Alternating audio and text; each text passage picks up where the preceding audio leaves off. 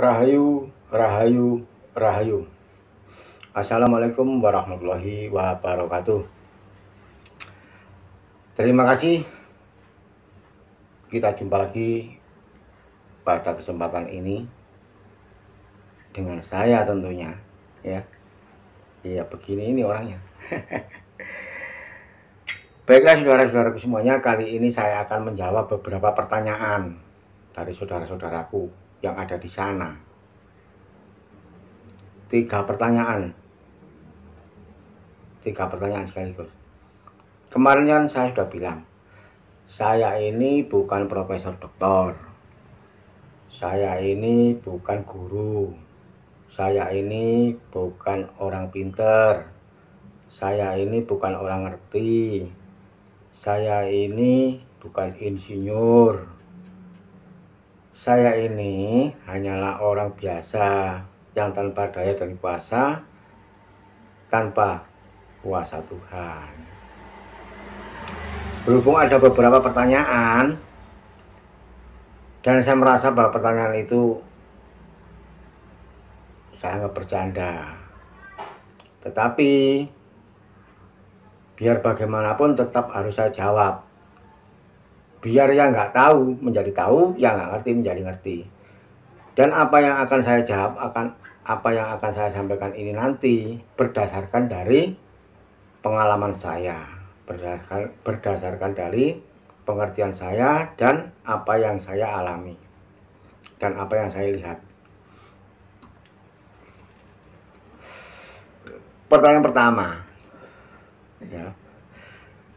Ini ada yang bertanya, Pak, saya ini laku kunci, saya ini laku manunggal, saya ini putra romo. Tetapi di dalam lingkup keluarga saya itu orangnya muslim semua, taat ibadah, taat sholat, taat ngaji. Padahal kunci kan bukan agama.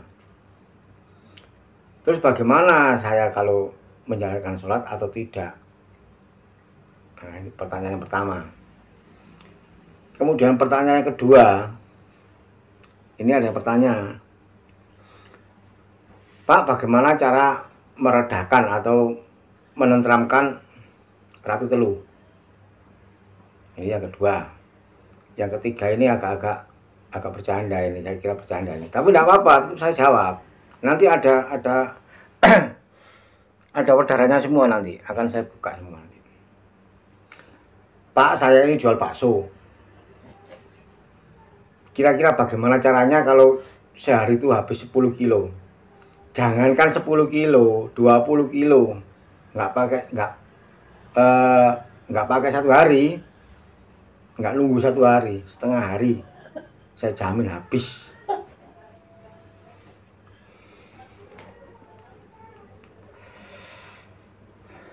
Itu pasti. Boleh dicoba. Kalau nggak percaya, boleh dicoba. Terus kalau nggak terbukti, datang ke tempat saya, kasih saya uang. Kalau nggak terbukti, datang ke tempat saya, kasih saya uang.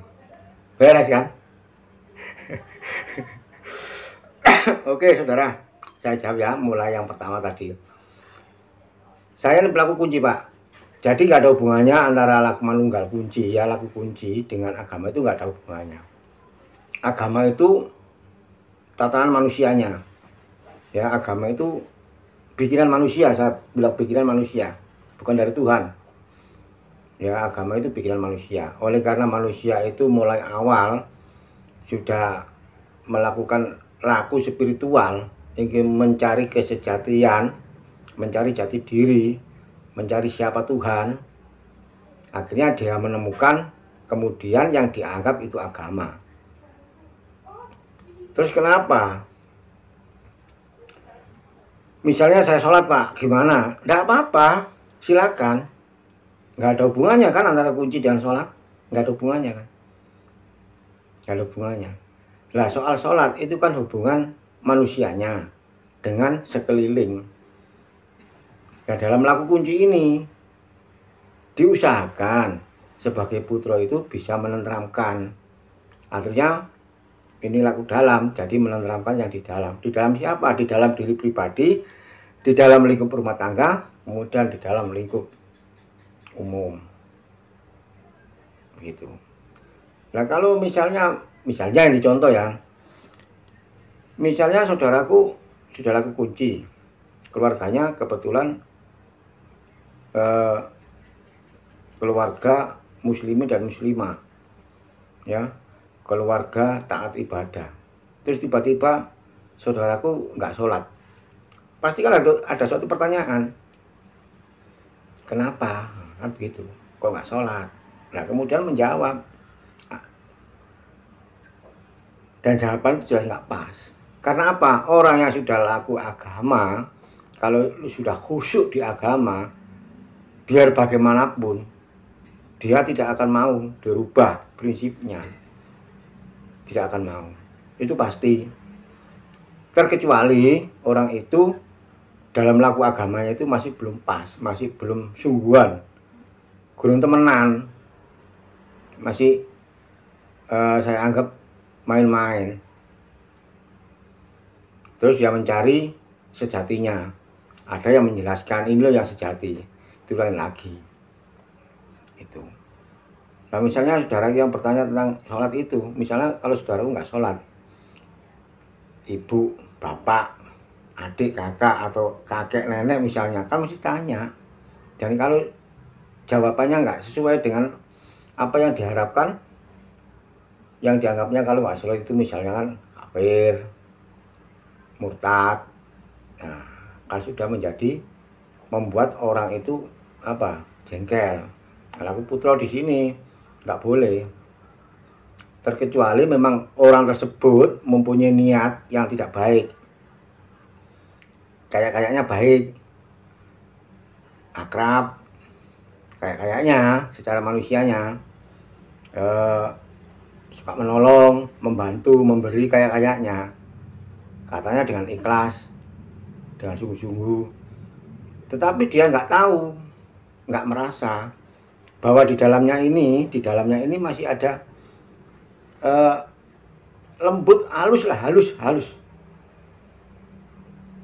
Kejahatan yang terselubung ada, tetapi manusianya nggak sadar itu, nggak sadar.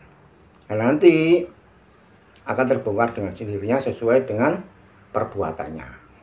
Itulah keadilan Tuhan. Ya. Cukup ya buat saudaraku.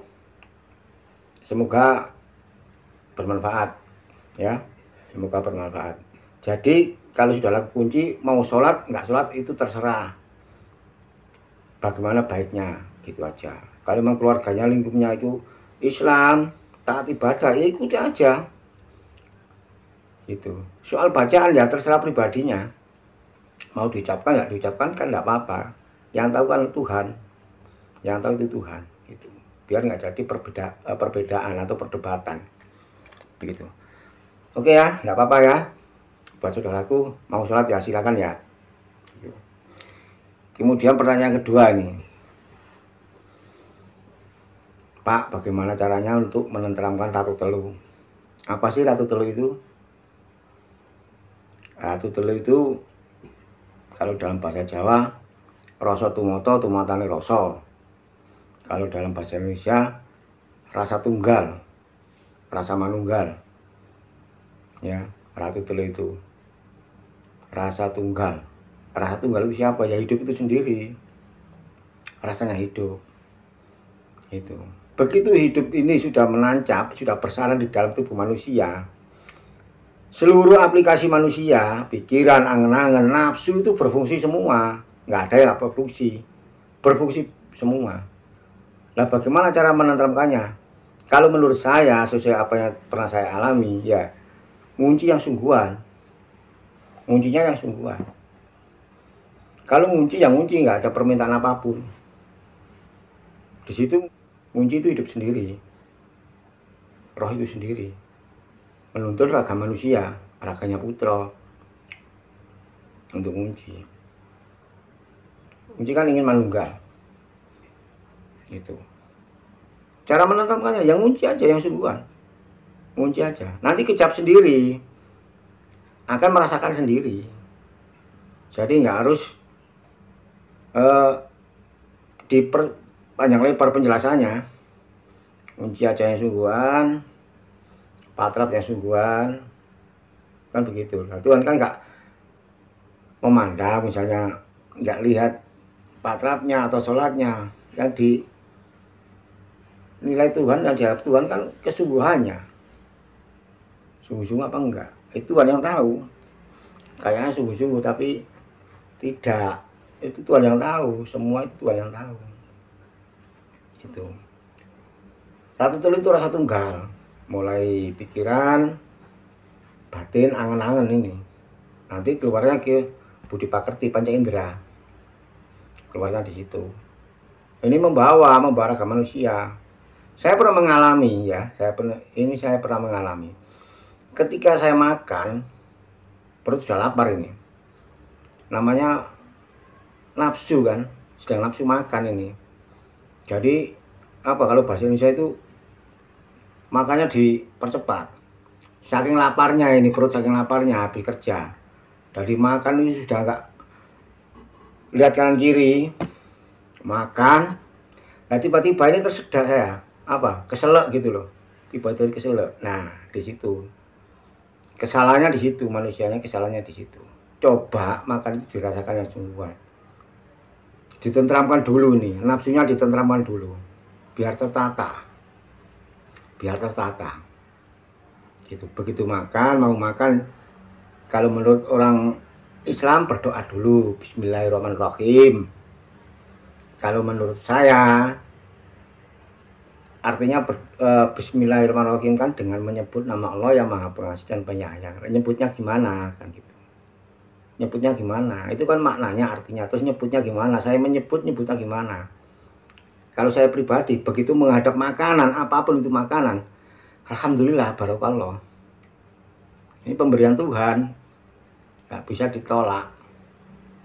Makanan itu jelas pemberian Tuhan. Harus dinikmati sungguh-sungguh, dirasakan sungguh-sungguh. Begitupun dengan yang namanya nafsu. Endingnya kan nafsu, Mas ya. Endingnya kan nafsu ya. Oh sampai niku iso-iso ae. Sampai hasilnya lo ngerti bisa, tapi pura-pura tok. Ya, paham saya. Tapi nggak apa-apa Mas, nggak apa-apa. Biar yang tahu, yang nggak tahu biar tahu. Di sini saya menceritakan pengalaman saya pribadi. Jadi intinya kan nafsu. Begitu saya makan Mas, keseretan Mas, keselak Mas, tersedak gitu loh. Akhirnya saya sadar loh, ini loh. Mestinya kan menghadap makan yang enak, dinikmati susu. Kalau bersama hidup, lakunya hidup itu kan langgeng, lempeng gitu aja, nggak belak-belok. Yang belak-belok itu manusianya.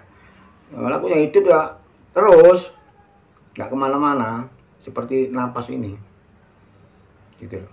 Seperti napas ini, lewat hidung ya lewat hidung. Sudah di produk sama Tuhan itu.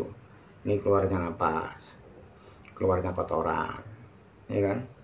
Manakala ini untuk mencium bau-bauan yang wangi, yang sedap, kan gitu. Ini sudah diproduksi oleh Tuhan. Memang berfungsi. Kunci aja yang sungguh-sungguh, nanti akan tahu jawabannya sendiri. Sesuai pengalaman saya seperti itu. Terus lagi ini pengalaman saya, ya. Saya ini pernah disuruh istri saya beli nasi pecel. Karena istri saya itu agak cerewet. Kalau nyuruh itu, Mas, tukang pecel. Ya saya beli nasi pecel. Padahal itu malam hari. Apa istilahnya? Begitu nafsunya saya juga lapar. Kok kebetulan istri saya minta. Saya berangkat pakai sepeda ontel. Ya, ada angin itu. Jatuh saya. Begitu saya jatuh, saya bangun. Ini agak emosi. Kalau dalam bahasa Jawa, wedok orang bebas orang turuti kongkon, kan begitu. Tapi setelah saya sadar, Romonya bilang, mbok ojo susu. kalem-kalem ae. Itu artinya ini cara menenteramkan nafsu, menenteramkan amarah. Lain mas, perbedaan sangat jauh antara lagu kunci dan lagu agama ini, sangat jauh. Perbedaannya sangat jauh, kedekatannya juga sangat dekat. Lagu kunci dan lagu agama itu sama. Agama untuk manusianya, kunci untuk rohnya. Nanti akan tertata dengan sendirinya. Kalau sudah awalnya itu alasan malas sholat, begitu lagu kunci ya sudah lepas, nggak memikirkan sholat. Tapi kalau awalnya itu khusyuk dengan sholatnya, begitu dapat kunci, ya itu tadi pertanyaannya, sholat apa enggak, sholat apa enggak, sholat apa enggak. Nah Tuhan kan enak, terserah kamu mau sholat juga nggak apa-apa, sholat juga nggak apa-apa, yang penting bersungguh-sungguh. Jawabannya kan seperti itu, simple, cukup simple. Itu pengalaman saya yang pernah saya alami. Jadi kalau dalam ranah agama Islam, istighfar yang banyak. Ini cara menenteramkan hawa nafsu. Istighfar yang banyak. Istighfar yang banyak ya. Ini kan juga sama kan. Nafsu untuk menenteramkan nafsu. Istighfar kan juga nafsu. Kunci yang banyak kan juga nafsu untuk menenteramkan nafsu. Tetapi kalau kita ini setia betul sama yang namanya istighfar, setia betul sama yang namanya kunci, Tuhan akan mengatur. Sudahlah, itu pasti Tuhan sendiri yang akan mengatur, yang akan memberi jawaban. Gitu. Yang tahu kebutuhan manusia kan Tuhan, bukan manusia. Kan gitu. Jadi ratu itu rasa tunggal, hidup itu sendiri. Kalau kita sudah belum merasakan hidup, ada pikiran, ada angan-angan, ya, ada batin, apa saja yang ada di panca indera di tubuh kita ini semua hidup, nggak ada yang nggak hidup, semua berfungsi, semuanya berfungsi, nggak ada yang berfungsi, semua berfungsi, semuanya berfungsi. Nah caranya seperti tadi, istighfar yang banyak, sholat yang khusyuk, bagi para pelaku agama ya. Kalau kayak kita laku putra, kuncinya yang sungguh-sungguh itu, biar tahu jawabannya. Itu tadi jawaban saya dari pertanyaannya, dari intinya ngunci aja mas. Itu pengalaman saya, soalnya itu pengalaman saya. Nggak apa-apa, nafsu itu memang bawaannya manusia. Manusia nggak bisa bikin nafsu, yang bisa bikin nafsu itu Tuhan, bukan manusia. Yang bikin nafsu itu Tuhan. Kita tinggal menerima apa adanya. Coba misalkan sama Tuhan nggak diberi nafsu, bagaimana rasanya? Sama Tuhan nggak diberi nafsu, pemberian itu diterima aja, disyukuri aja. Dipakai nggak dipakai terserah manusianya. Minum juga nafsu, merokok juga nafsu. Tuh, karena ini lakunya hidup. Lakunya hidup itu kan langgeng, terus ada. Itu. Jadi intinya untuk menenteramkan yang namanya ratu terus tadi, kalau menurut agama ya istighfar yang banyak, kalau menurut putra ngunci aja. Nggak usah cari rasa yang gini nggak usah, pokoknya ngunci aja. Nanti Romo sendiri yang akan ngatur. Udahlah, gitu aja. Kita berbarengan, seiring sama Romo. Gitu, makanya saya selalu bilang mudah-mudahan. Kenapa? Mudah-mudahan itu sabda. Itu loh, itu sabda itu. Sabdanya manusia diterima oleh Tuhan. Mudah kan, gampang kan, daripada kita sulit-sulit gitu, sulit itu ya sulit terus. Makanya di tempat pekerjaan saya, kalau teman saya mau membuat sesuatu ya, misalnya memproduksi sesuatu, bikin sesuatu, kalau dia bilang susah, saya nggak boleh. gampang, mudah-mudahan bisa, muga-muga iso. Tuh. Soalnya apa? Kita nggak mau disi kerso, kita nggak mau mendahului Tuhan. Kita nggak mau, saya pribadi nggak mau mendahului Romo, seiring sama Romo. Contohnya misalkan kita berjalan dengan Bapak ya, dengan Bapak. Kemudian di depan itu ada nyata itu Mas kalau menurut saya misalnya. Nyata itu Mas. Ya nafsunya juga terpakai, pikiran juga terpakai, angan-angan juga terpakai semua kan, panca indera terpakai semua kan. Contohnya begitu. Nah kalau kita nggak seiring dengan Romo, nggak sejajar, nggak bareng dengan Romo, kita lepas dari Romo, kita ambil, ya belum tentu kalau itu mas sungguhan kan gitu. Tetapi kalau bareng Romo, ikut aja. Romo itu nggak banyak bicara soalnya, nggak seperti saya. Ya namanya hidup ya, kalau nggak bicara gimana gitu loh.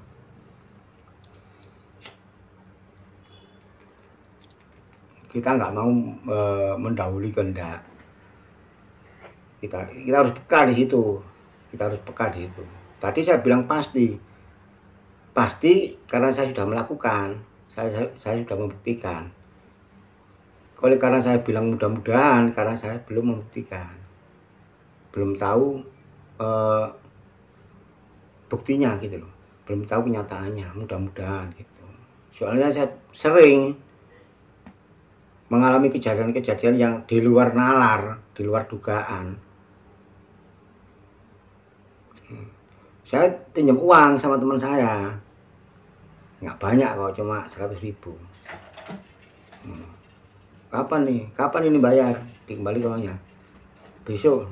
Pasti ya, pasti kembalikan besok. Padahal saya nggak mikir besok uang dari mana gitu, saya butuhnya sekarang. Pasti besok ya, iya pasti besok saya kembalikan. Pas hari hanya saya nggak bisa mengembalikan. Nah, kepastiannya di mana? Gitu loh. Pasti saya akan janji lagi, pastinya di situ. Gitu. Jadi nggak mudah. Makanya saya selalu bilang mudah-mudahan, biar mudah semua. Gitu loh. Sebaliknya saya pernah pinjam uang teman saya 300.000. Kapan dikembalikan? 1 minggu yang akan datang. Mudah-mudahan saya bisa mengembalikan. Kalau dalam ranah agama Islam, insya Allah, kalau Tuhan mengizinkan, kan gitu. Tuhan selalu mengizinkan, tapi yang namanya manusia nggak bisa mendahului kehendak, itu nggak bisa. Kita bukan Tuhan. Kalau kita berkepastian, kayaknya kita mau menyaingi Tuhan. Mendung, sudah nyata kan kalau mendung itu tanda mau hujan. Pasti nggak hujan dengan kesaktian, pasti hujan. Ya akan tertipu kita di situ. Makanya dengan mudah-mudahan ini kita menunjukkan bahwa kita benar-benar rendah di hadapan Tuhan. Menunjukkan bahwa kita sebagai manusia nggak berarti di hadapan Tuhan.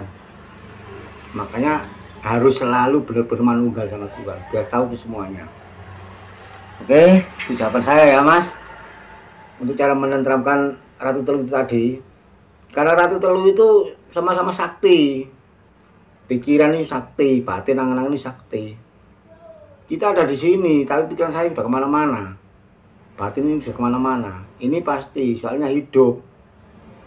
Gitu loh. Tinggal manusianya bagaimana cara untuk mengatasinya. Gitu. Sudah tahu kok, sudah dikasih pegangan kok. Yang laku agama sudah tahu pegangan apa. Ya lewat ibadahnya, yang laku agama. Tuhan itu selalu memberi. Ya kayak putra kayak kita ini selalu diberi ya itu tadi pegangan, sudah ada kuncinya kok.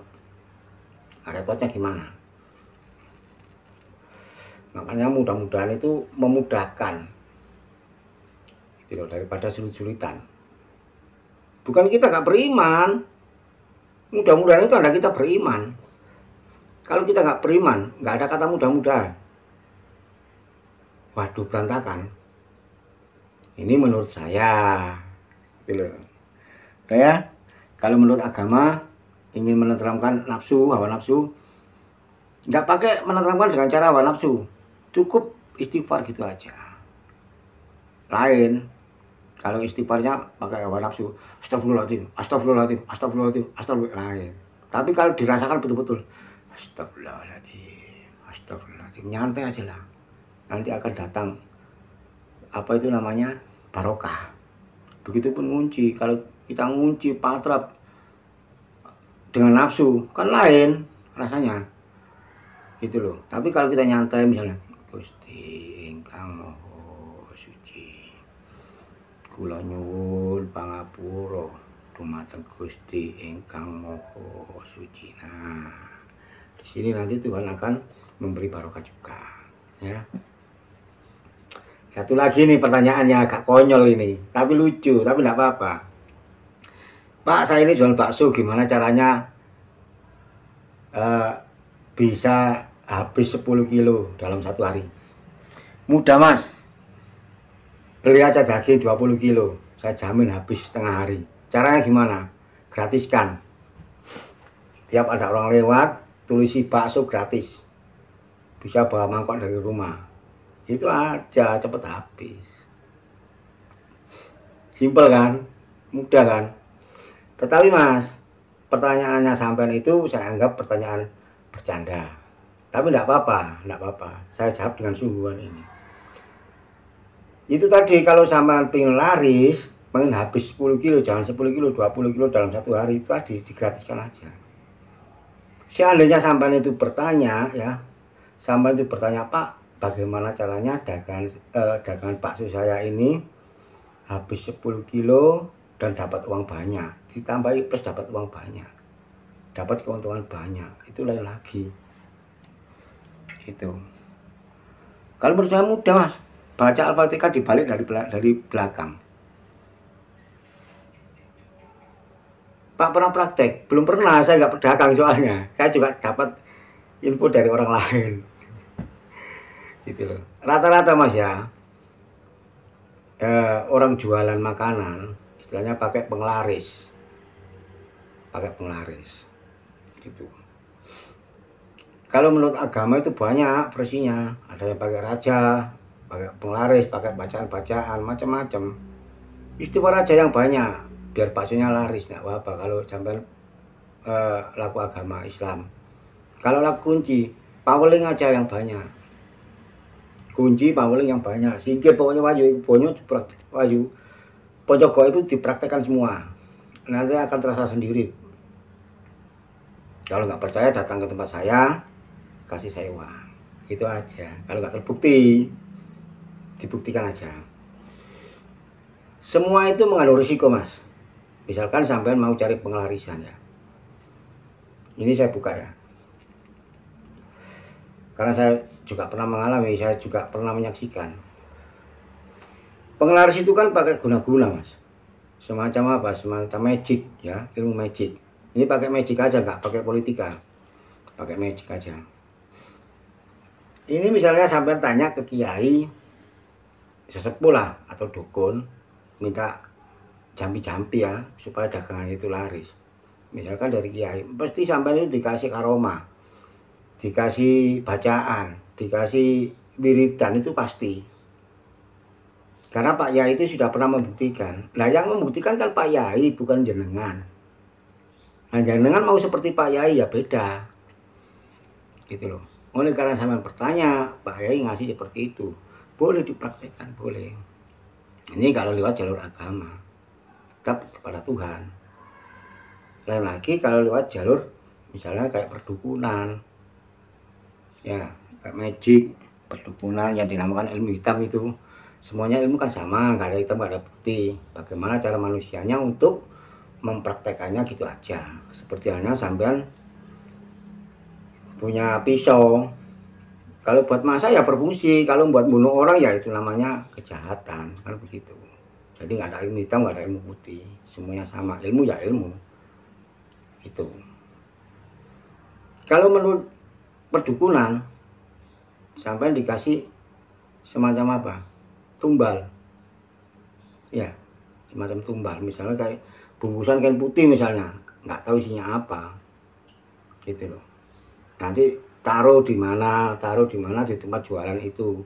atau semacam serbet kain yang sudah dimantra-mantrai, nanti berapa hari sekali atau berapa bulan sekali datang lagi biar lebih cepat laris. Tapi efeknya Mas, ini saya pastikan di situ kan mengandung kodam, mengandung goib, termasuk roh-roh yang nggak ada tempat itu tadi. Kodam itu tadi ya, roh angkoro saya bilang ya, yang nggak punya tempat untuk bersemayam. Jadi oleh para dukun itu dengan kesaktiannya, dengan ilmu kesaktiannya, namanya dukun perewangan, diambil, disuruh bantu sampean untuk jualan, agar jualan sampean itu laris. Terbukti memang nggak sesuai dengan apa yang Anda inginkan, itu jelas terbukti memang. Cuma semua itu ada efek sampingnya. Yang namanya roh itu nggak berbentuk, yang namanya kodam itu juga nggak berbentuk, itu goib. Dikasih uang juga nggak ngerti buat apa, kasih makan juga nggak mau, makannya lewat mana, kasih minum juga nggak tahu minumnya lewat mana. Lain dengan manusia, misalnya sampai bekerja ikut orang, digaji dalam 1 bulan, UMR gajinya berapa, UMR itu misalnya, terus kalau nggak digaji dalam jangka waktu 1 bulan, waktunya gajian terus terlambat gajian, bagaimana sampean? Saya pastikan kan adalah protes. Kenapa bos saya nggak digaji, kan begitu. Misalnya nggak digaji, oh ya masih lambat ini, uangnya masih belum ditransfer dari sana, mesti ada pertanyaan kan. Tapi kalau bosnya misalnya, sudah kamu nggak saya gaji, mau ya kamu kerja, nggak mau saya pecat, bagaimana sampean? Jelas emosi. Ini manusia. Nah kalau roh, makan nggak bisa, uang juga nggak ngerti, minum juga nggak bisa. Apa yang diminta? Ya temannya. Gitu loh. Maksudnya apa ya? Kalau dalam bahasa perdukunan, dia itu minta tumbal. Nah, tumbalnya siapa? Ya yang ingin merasakan hasilnya. Bisa anak, bisa orang tua, bisa istri atau suami, pokoknya yang ingin merasakan hasilnya. Gitu. Ini tebusan bagi kodam-kodam tadi itu, gitu loh. Gak beda kan dengan manusia. Ketika manusia sudah bekerja keras membantu bos untuk meningkatkan hasil produksi, kemudian pas waktunya gajian nggak digaji, kan jelas berontak. Begitupun juga dengan yang namanya penglaris itu tadi. Saya sendiri sih nggak tahu, cuma ada yang pernah bilang sama saya, kalau ada penjual-penjual makanan yang pakai penglarisan, katanya ya, dia itu yang dimakan kotorannya genderuwo katanya, tapi saya sendiri nggak tahu. Misalnya penjual bakso atau soto, gitu. Ada yang cerita lagi, katanya waktu ngambil kuahnya itu di dalam dandang itu tersangkut bagian dalam istrinya. Banyak cerita seperti itu. Tetapi secara logika saya memang begitu kalau kita pakai penglaris itu. Jadi mending apa? Biasa aja lah. Kan Tuhan sudah memberi, yang namanya rezeki itu sudah digelar di dunia ini, sudah digelar. Kamu mau mengambil cara apa dan cara gimana, itu terserah, kembali ke manusianya. Itu mau cara gak benar atau dengan cara yang benar, itu terserah manusianya. Toh nanti yang mendapatkan hasilnya, yang merasakan hasilnya kan juga manusia itu sendiri. Gitu loh. Tuhan nggak ada urusan. Makanya dalam hal ini kalau menurut agama itu dipertanyakan dua hal kalau soal rezeki, soal uang, soal pendapatan. Dari mana kamu mendapatkannya dan kemana kamu membelanjakannya. Tuh. Dalam Laku Putra ada seperti itu, ada. Dalam Laku Putra. Jadi keadilan. Saya dulu itu waktu masih apa saya bilangnya, mengerjakan yang dilarang agama. Yang dilarang apa? Agama. Mencuri, katakanlah mencuri saya. Tapi saya lihat yang saya curi itu barangnya siapa. Tentunya yang berlebihan dan nggak mau sedekah. Dulu sekarang sudah tidak, karena saya sekarang sudah mendapatkan kebenaran sejati, sudah bertobat, tobat nasuha katanya. Gitu. Saya ungkap memang kebejatan saya ungkap, gitu loh. Biar semua tahu buat pembelajaran. Kalau kita mau bertobat dengan sungguh-sungguh, Tuhan akan membuka. Ini loh sebetulnya, ini yang sebenarnya. Tuh. Tergantung manusia juga kok. Dulu saya suka mencuri, tapi alhamdulillah nggak pernah kena polisi, nggak pernah ketangkep. Kan Tuhan masih sayang sama saya, Tuhan masih sayang sama saya, hingga saya menemukan kebenaran sejati, gitu sampai saat ini. Dan apa hasilnya? Apa adilnya? Ya apa yang saya rasakan sekarang. Kerja sih kerja, kayaknya kurang, masih punya hutang. Itu kayaknya, tapi memang tebusan kok ini. Karma apa yang pernah saya lakukan dulu kok. Dulu kalau saya mendapatkan uang dalam jangka waktu 1 hari 2 juta, 3 juta, 5 juta mudah. Tapi sekarang saya cukup dengan gaji dari perusahaan, kan gitu. Apa yang mau saya curi? Saya sudah tahu kalau mencuri itu nggak benar. Makanya di video kemarin saya bilang kejahatan terjadi karena kurangnya rasa kasih sayang. Rasa dari siapa? Dari sesama. Gitu loh. Dari sesama. Kalau dari Tuhan sih pasti Tuhan sudah mengingatkan. Berbuat mencuri sekali nggak ketangkep, mencuri lagi. 2 kali nggak ketangkep, mencuri lagi. Sudah, Tuhan pasrah akhirnya kepada manusia. Bukan manusia pasrah sama Tuhan, Tuhan yang pasrah sama manusia. Ya sakarep mulai apa-apa ya tanggung dewe. Kan gitu. Ya terserah, kalau ada apa-apa ya tanggung sendiri akibatnya. Kan di situ. Ya kan banyak. Yang dibakar massa, yang dikebukin massa, yang ditembak polisi kan banyak. Pun begitu dengan berjualan. Kalau ingin mencari pengelarisan dengan pakai tumbal-tunggal segala macam itu kan artinya